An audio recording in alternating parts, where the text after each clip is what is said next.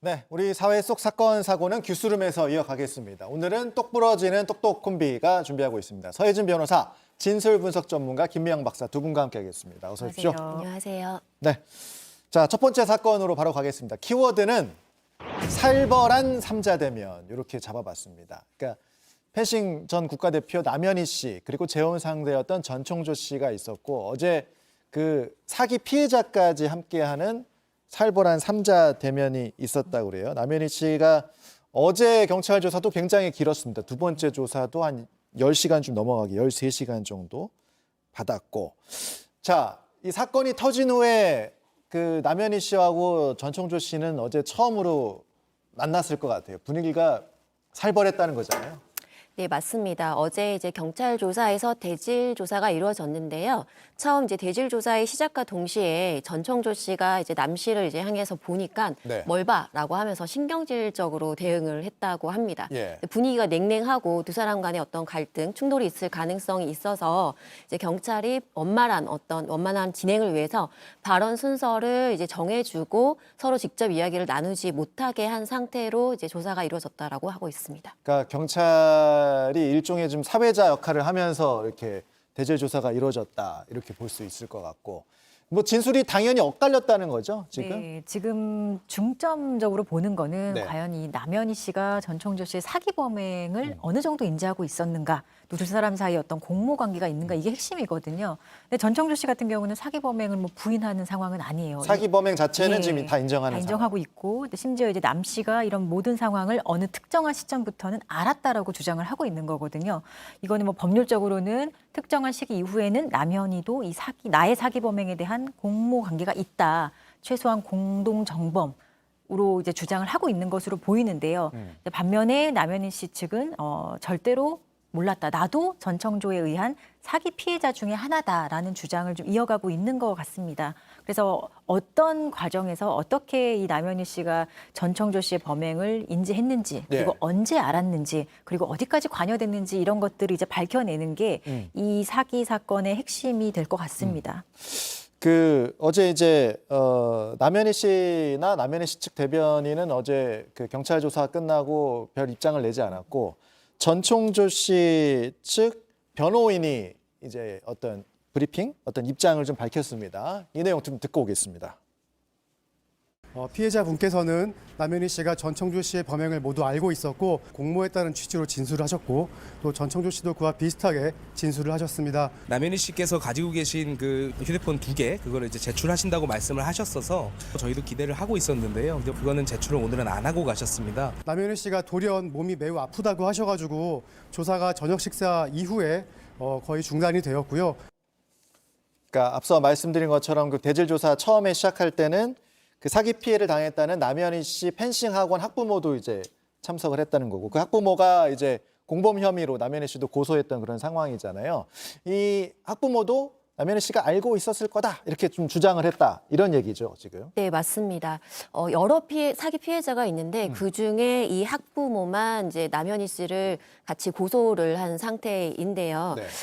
말씀하신 것처럼 이제 그러면 이걸 어떻게 이제 근거할 수 있느냐 이 부분일 텐데 피해자가 이제 진술한 바에 의하면 전 씨와 남 씨와 함께 만난 자리에서 이제 투자금을 전 씨가 요구를 했다라고 합니다. 그렇기 때문에 그 자리에서 전 씨가 투자금을 요구했으면 당연히 남 씨가 이를 알고 있었을 가능성이 높다라고 이제 저희가 추정을 해볼 수 있는 부분이고요. 다만 남현희 씨는 이에 대해서 같이 이제 자리에 만난 것은 사실이지만 투자 권유 이야기를 자신은 듣지를 못했다라고 이제 부인하고 있는 상황입니다.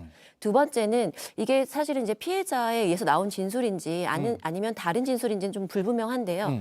피해 부부가 전 씨에게 건넨 돈을 실제로 남 씨가 세어봤다라는 진술이 확보가 됐다라고 하는데 남현희 씨는 여기에 대해서 이 전 씨의 금고에서 돈을 세어본 것은 맞지만 이들 부부의 투자금은 아니었다라고 주장을 하고 있어서 이게 그 같은 자리에서 투자 권유에 대한 이야기가 오가고 돈을 이제 뭐 센 부분인 건지 이런 부분들은 다소 좀 불분명한 상태입니다.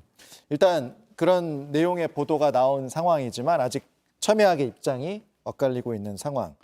그 앞서 그 전청조 씨 측 변호인이 얘기한 걸 보면 남현희 씨가 핸드폰을 이제 제출할 줄 알았는데 안 하고 갔더라 이런 얘기잖아요. 그러니까 아직 경찰이 강제 수사까지는 그런 부분까지는 들어가진 않은 거죠. 네, 지금 뭐 출국 금지 정도만 되어 있는 것 같고 예. 남현희 씨 상대로는 뭐 압수수색이라든지 이런 것들이 전혀 이루어지고 있지 않는 것 같습니다. 뭐 어떤 특별한 이유가 있어서 이렇게 되는지는 모르겠지만 어쨌든 지금 남현희 씨가 가지고 있는 이 휴대전화라든지 관련된 노트북, 관련 뭐 IT 기기들은 굉장히 중요한 증거이거든요. 그래서 이런 것들에 대해서 추후에 이제 경찰이 어떻게 이 압수수색을 할 것인지 아니면은 뭐 제출을 임의로 받을 것인지 이런 것들도 좀 지켜봐야 될 필요가 있을 것 같습니다. 만약 강제 수사가 좀 이루어진다면 사실 공모 관계에 대해서 좀 수사기관이 상당히 좀 혐의를 강하게 의심하고 있지 않을까라는 것에 대한 방증이 될 수도 있다고 봅니다. 아직 그런 뭐 상황은 아닌 것으로 네. 보이는 상황. 이미 제출하지 않았다고 하니까. 네.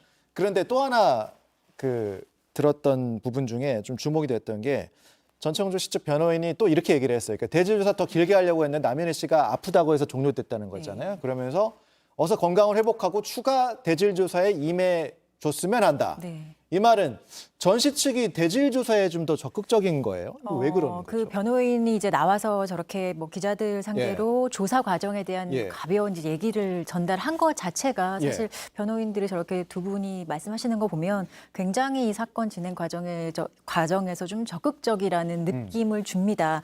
그리고 사실상 이 사건에서 뭐 전청조 씨 같은 경우는 범행 자체를 모두 인정하고 있기 때문에 한마디로 뭐 책임을 남현희 씨하고 일부 좀 함께 진다거나 아니면 남현희 씨도 좀 이런 자신의 범행에 대해서 어느 정도 인지했다라는 것을 아마 계속 가지고 갈 전략으로 보여지거든요. 예. 그렇다면은 사실 이런 대질 신문이라든지 이런 대질 조사 과정에서 적극적으로 임할 수밖에 없고 또 원래는 더 좀 지속이 되었어야 할 대질 조사가 남현희 씨가 아프다라고 하는 바람에 일찍 종료되었다고 하잖아요. 그렇다면 그 부분에 대해서 좀 아쉬움을 표하고 있는 것으로 보여요. 앞으로 추후에 한 번 더 대질 조사가 이루어질 가능성도 있다고 봅니다. 네. 그리고 오늘 박사님 나오시면 이걸 여쭤보고 싶었어요. 남현희 씨가 이제 경찰 조사 받으러 가기 전에 그 SNS에다가 뭐 장문의 입장문을 여러 가지 올렸잖아요. 근데 그 중에서 이제 가장 강조했던 부분이 본인이 가장 큰 피해자, 그리고 억울하다, 답답하다 이런 그런 단어들이 반복이 됐거든요. 그걸 보시면서 좀 어떻게 좀 분석을 하셨는지가 궁금하더라고요, 저는. 일단 이제 남 씨의 경우에는 네. 전 씨는 이름 빼고 모두 다 거짓말이었다. 그러면서 사실은 그 이후에 자신은 다른 사람들은 사실 돈을 잃었지만 자신은 돈뿐만 아니라 명예까지 모두 다 바닥이 난 상태다. 그렇기 때문에 나는 굉장히 큰 피해자다라고 주장을 하고 있는데요. 실제로 그 경제적으로 뭐가 남 씨가 전 씨에게 뭐 돈을 줬다라던가 이런 피해에 대한 경제적 피해 주장은 지금 하고 있는 상황이 아니기 때문에 저희가 추정해 보면 이 일로 인해서 남현희 씨의 어떤 명예가 추락되었고 그리고 펜싱 학원을 더 이상 운영할 수 없거나 향후에도 경제적 활동을 하는데 굉장히 어려움이 있을 것으로 예상되니까 사실 우리가 실질적인 피해보다는 그 이후에 잠재적으로 피해 가능성 훨씬 더 높아질 수 있다라고 생각이 듭니다. 그런데 이렇게 우리가 이제 보통 생각을 해보면 예. 그러면 다른 피해자들 이런 관계들로 인해서 피해를 입었던 정말 선의의 피해자들이 있는데 그 부분에 대해서는 왜 고려하지 못하느냐라는 비난을 받을 수도 있거든요.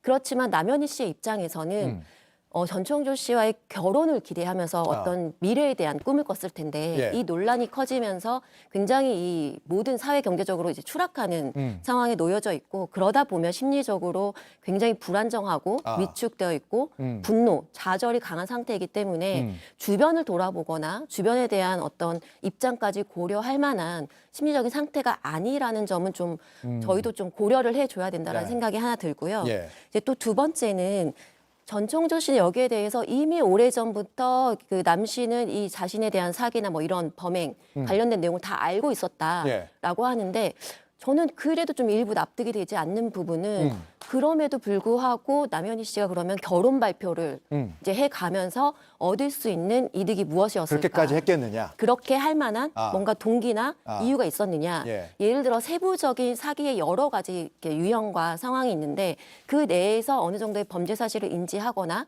가능성에 대해서 뭔가 잠재적으로 뭔가 알고 있었을 가능성 이런 것과 별개로 완전히 큰 틀에서만 보자면 저희도 이제 남현희 씨도 속은 것은 이제 분명한 상황인데 그걸 의도적으로 알고 있는 상태에서 결혼 발표를 하고 얻을 수 있는 이득이 무엇이었을까? 예. 그 부분에 대해서는 좀 의문이 있긴 합니다. 알겠습니다. 자, 추가적인 대진 조사 이뤄질지 지켜보도록 하고요.